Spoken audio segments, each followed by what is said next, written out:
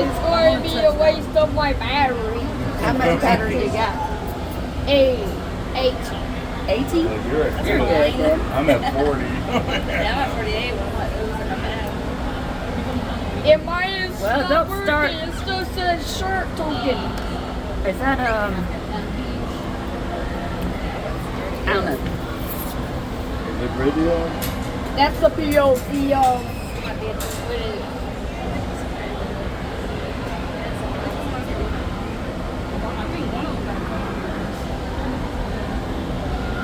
Yeah, there's more people. Everybody needs little phones with the... Connor, quiet phone for a second. Leave your phone, come back.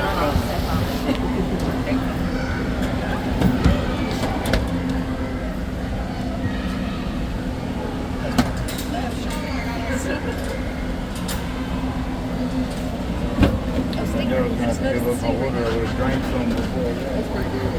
Now what do you know?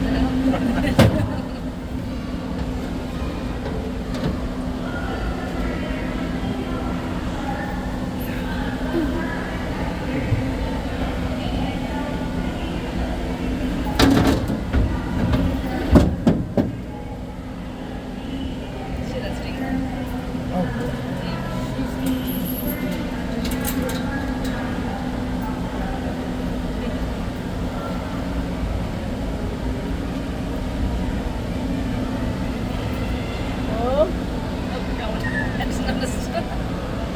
Hello there, and welcome to the Glass Bottom Boat Adventure. My name is Matt, and I'm going to be your captain. In the back, we have our trusty navigator of the lagoon. And then down on the bottom of the exhibit, right below her, we have a southern stingray. She is actually one of 4 animals we were going to look for during the boat tour, but it does look like we've already seen her. So she is the oldest and largest southern stingray in the aquarium, at around 5 feet across, 75 to 100 pounds, and about 20 to 25 years old. It's pretty old for stingrays. In the wild, they live to be around 15, maybe 20. Here in the aquarium, she can live to be up into her early to mid-30s. But this is not the Stingray Bay. This is Shark Lagoon, and we don't call it that just because we think it's fun. We do have 15 live sharks to call the exhibit home. We have 9 sand tiger sharks, 3 nurse sharks, 2 sandbar sharks, and an oceanic black-tip shark in this exhibit. We're going to be looking for some special animals during the tour, and I'd like your help spotting them. We're looking for 2 sawfish, 1 southern stingray, which we did already kind of see, and if we're lucky, we'll get to see our very elusive green sea turtle. If you do see any of those wonderful creatures under the boat, just point them out and I'll tell you what I can about them. And if you see anything else down there you want to know more about, feel free to ask about it. I'll just need y'all to be a little more specific than what's that. We have over 6,000 that's down there from 76 different species. It can take a minute to figure out which one you're pointing at. Right now we can see our most exotic and dangerous creature. They're so dangerous we separate them from all the other animals. That's why they're in that tunnel. We call them people fish. Do not be afraid of ours. We train them. You wave at them, they'll wave back. More advanced ones might even try to take your picture. Some will not notice us. We call those oblivious fish. Watch out for tiny people fish. They're the most dangerous. Stare into their eyes too long, they'll steal your hearts and then they'll steal your paychecks. Now we're getting a little bit of a look at our male sawfish.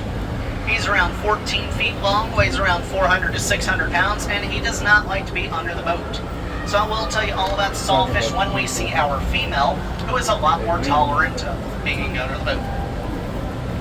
Shark Lagoon is the largest exhibit in this whole aquarium. So the whole aquarium holds around 1.2 to 1.3 million gallons of water. This exhibit alone holds almost half of it at around 550,000 gallons of man-made seawater.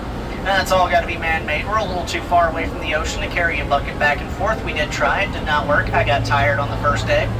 Now we just take Gatlinburg city water, we filter out the stuff the people need, we put in the stuff the fish need, which does include things like vitamins, minerals, and several hundred pounds of salt. We use 11 kinds of salt here, but the kind we use the most of is just regular non-iodized table salt. All the water in this exhibit is run through our filtration system about every 74 minutes. We've got some pretty big water filters here.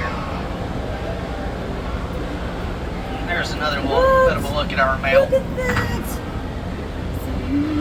Alright. Now all of the coral in this exhibit is actually fake. We cannot use any real coral here, at least not in our larger exhibits. It's a living, breathing, and very delicate animal.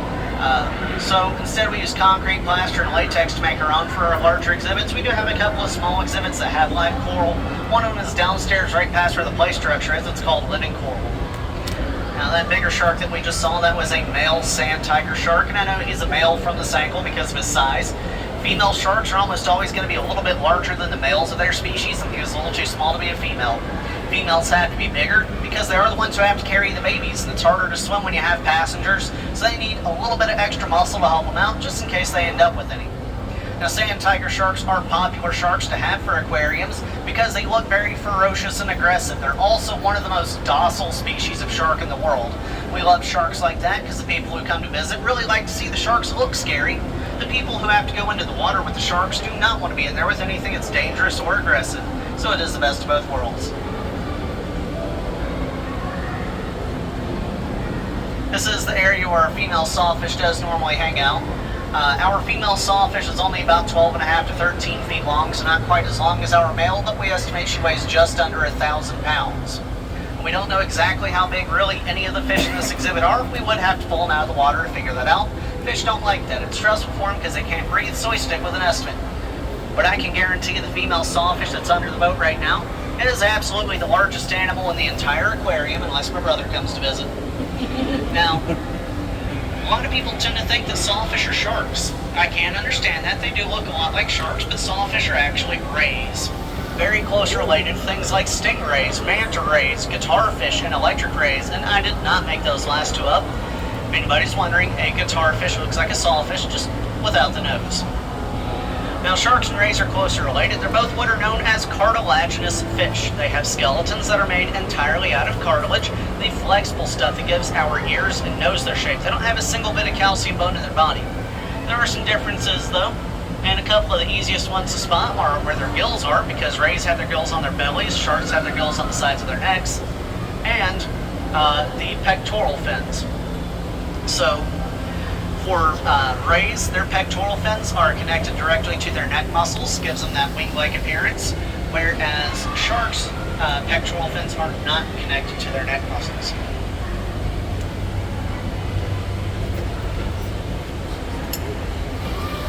Does anybody have any questions for me right now? On the sea turtle. Where's the sea turtle? So I'm not going to ask that one a lot because she does like to hide a lot. And that sea turtle has been here for about 23 years now. So she's got all the best hiding places down. So my best answer for you is, while I don't know exactly where, I do know she is. At least somewhere in this exhibit. That being said, I don't know if y'all can see it right now or not, but there's a hole in the wall over there. That leads to a behind the scenes area called the acclimation pool. That is where we introduce new animals to this exhibit. But the turtle likes to go back there for a couple reasons. Number one, she doesn't like it when it gets loud out here, and it's quiet back there no matter what, so she goes back there. Number two, she gets fed back there. And that turtle's entire life revolves around food. So, yeah, she likes to spend a lot of time back there. Now, does anybody wonder why the sharks are not having an all-you-can-eat buffet in here all the time? Yeah. That's real simple. These sharks are fed every Tuesday and Thursday. Yeah, only twice a week. Now, they get around 3 to 5% of their body weight in food every week here. If they were in the wild, they might get a little closer to 1, maybe 2% of their body weight in food on average every week. So we are overfeeding them, not by a whole lot, but it is enough to make sure they're nice, happy, and well cared for. They get some pretty fancy food here. We give our sharks fillets of things like salmon, mahi, halibut, and bluefin. They eat a lot better than I do. Wow, look at that shark. Ooh, that is so beautiful. Now, there are going to be some long-slender fish that like to hang out in this area that have shiny bellies. They're called tarpon.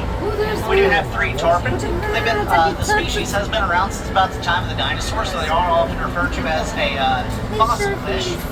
Something we think that has helped the species stick around for so long is the enormous number of eggs they can lay at one time, because one single female tarpon can lay up to around 12 million eggs at a time. Now, that is not going to happen every time, but they have a spawning season. They lay eggs a couple times during a season. They typically produce anywhere from 4 to 20 million eggs per season.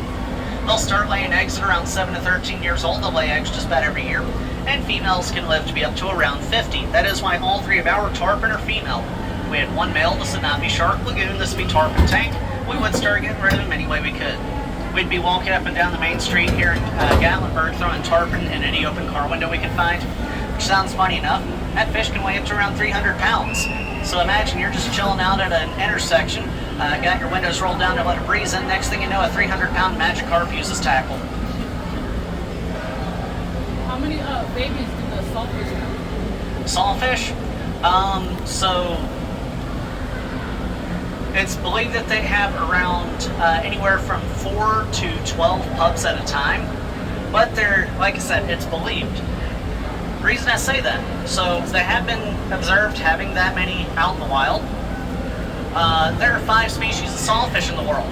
The species we have is the large-toothed sawfish. Across all 5 species, there's only ever been one case of a successful breeding attempt in an aquarium. That was with the small-toothed sawfish, and that was in an aquarium down in the Caribbean or somewhere in that region of the world. See that shark? Honestly, we don't know exactly how many they're going to have. Problem with that is, while we do know where they go to have their babies, we don't know where they go to make them. And so, because they do go to different places for those different parts of the cycle, they have different environments. So we can't properly recreate the proper salinity and all that other stuff to simulate that environment to help convince them to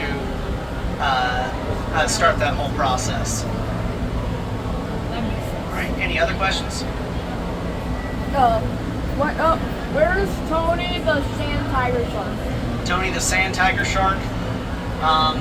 We're sorry, Mario. The princess you're looking for is in a different castle.